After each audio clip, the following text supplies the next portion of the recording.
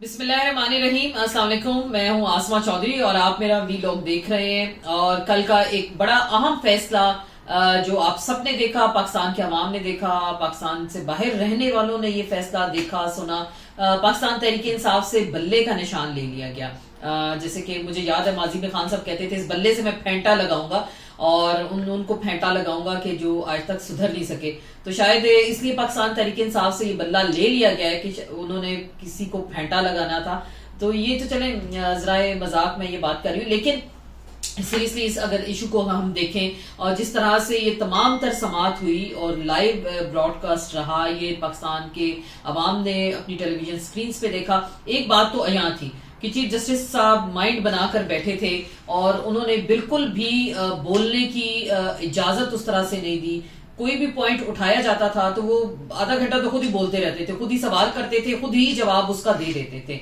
हालांकि हमने देखा है कि अदलिया में जब भी कोई ऐसी समाअत होती है तो जज हमेशा वकील को सुनते हैं। जजेस का काम होता है वकील को सुनना, और अगर उनके जहन में कोई सवाल है तो वो उससे सवाल पूछते हैं और वकील का काम होता है कि सवाल से उसको मुतमईन करना। यहाँ तो सीन ही उलट था। यहाँ जज साहब भी बोले जा रहे हैं, एक ही सांस में एक सवाल के ऊपर 10 सवाल वो लगा रहे हैं और वकील बेचारा शक्ल देख रहा है कि जी अब मैंने आगे जरा क्या करनी है और मैंने जवाब क्या देना है। तो ऐसे लग रहा था क्लासरूम में खड़े हैं और उस्ताद डांट रहा है और वो शागिर्द को 10 किस्म के सबक याद नहीं है और वो उनसे पूछा जा रहा है। तो जजेस अपने फैसलों में हमेशा बोलते हैं। जजेस कभी भी इस तरह की समाअत में इस तरह आर्ग्यू नहीं करते जो हमने इस केस में देखा। एक तो वाज़े तौर पे उनका बायस्डपन नजर आ रहा था चीफ जस्टिस साहब का, और जिस तरह से वो बात कर रहे थे, जरा कर रहे थे, वो किसी भी बात से मुतमईन नहीं हो रहे थे।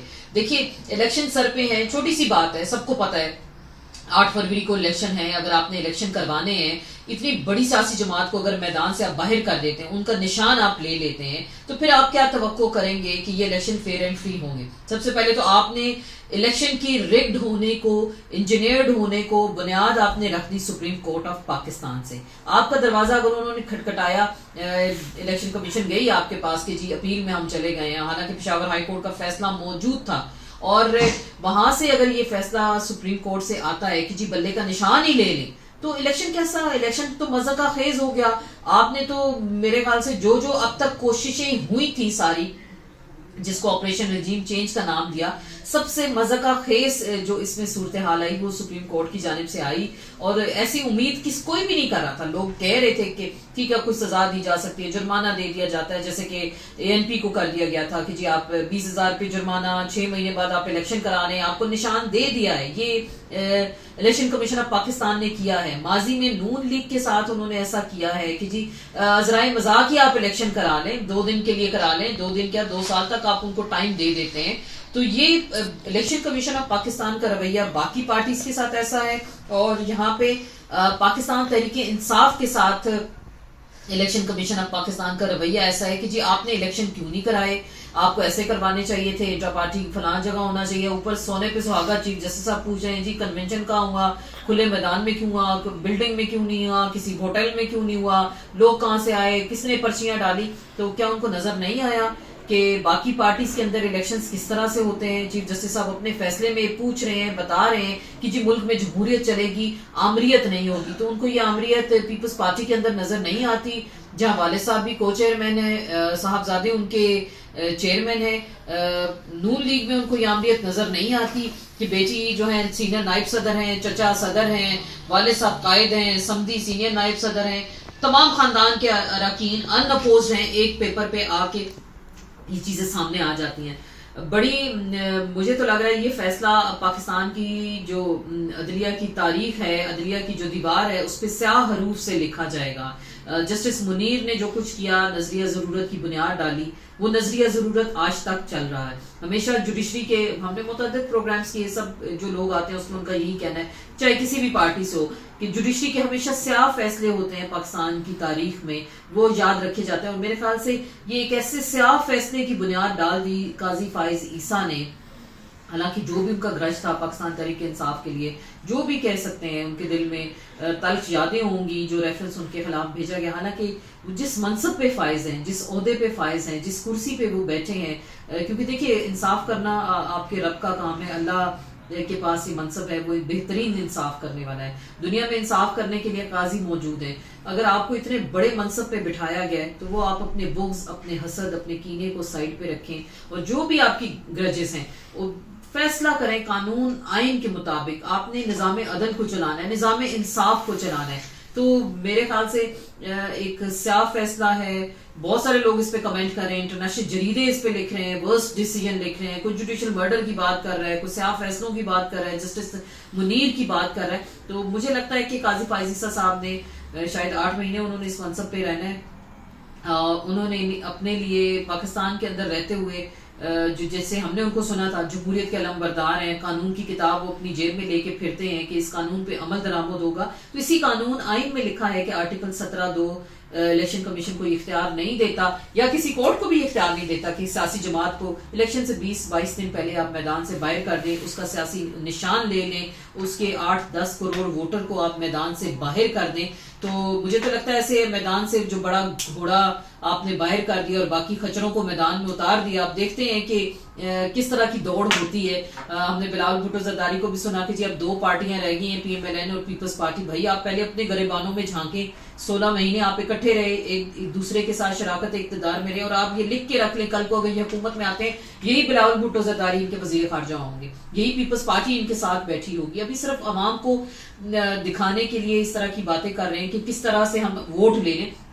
देखिए बयानिया तो किसी के पास नहीं है, नून लीग के पास बयानिया नहीं है, पीपल्स पार्टी के पास बयानिया नहीं है, अवाम के पास किस बयानिया से जाएंगे।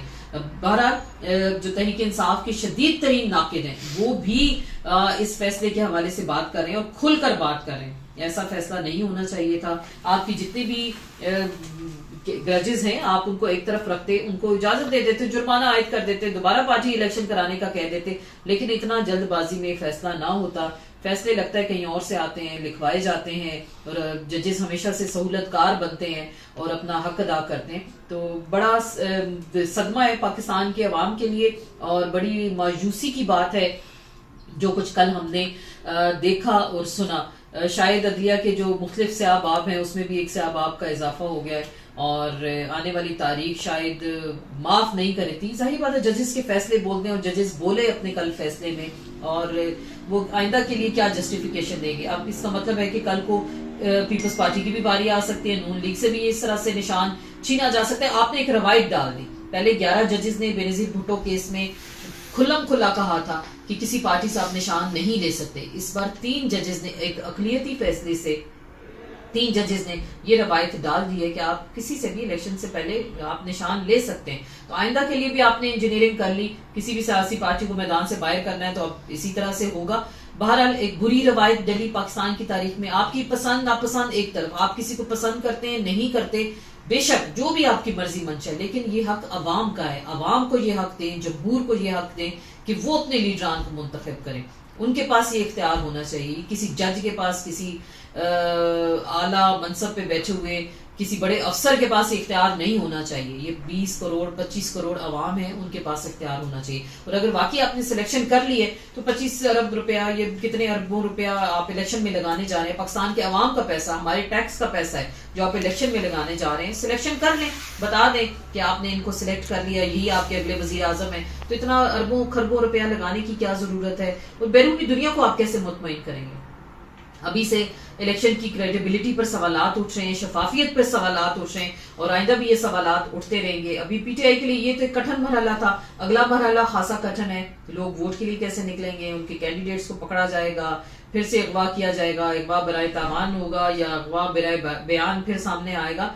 तो लोग क्या कंफ्यूज ही रहेंगे इस इलेक्शन में। और इलेक्शन की शफाफियत पे जो सवालात अभी से उठ रहे हैं, ये इलेक्शन साफ और शफाफ नहीं है। हाँ आप करवा लें 8 फरवरी को इलेक्शन जैसे तैसे कराने, लेकिन जिसको भी आप इक़्तिदार में लाएंगे शायद पाकिस्तान के मेजॉरिटी जो अवाम है उनको उसकी हमायत हासिल नहीं होगी। देखते हैं अगले आने वाले 40 दिनों में बहुत कुछ होने जा रहा है पाकिस्तान में। कोई नया पीसीओ भी आ सकता है, कोई खुदा न खास्ता कोई टारगेट किलिंग भी हो सकती है और कोई माशी इमरजेंसी भी लग सकती है। पाकिस्तान के अवाम इन तमाम तर चीजों के लिए तैयार हैं। आपको अपडेट देते रहेंगे। इसके साथ ही आपसे इजाजत चाहते हैं। अल्लाह हाफिज।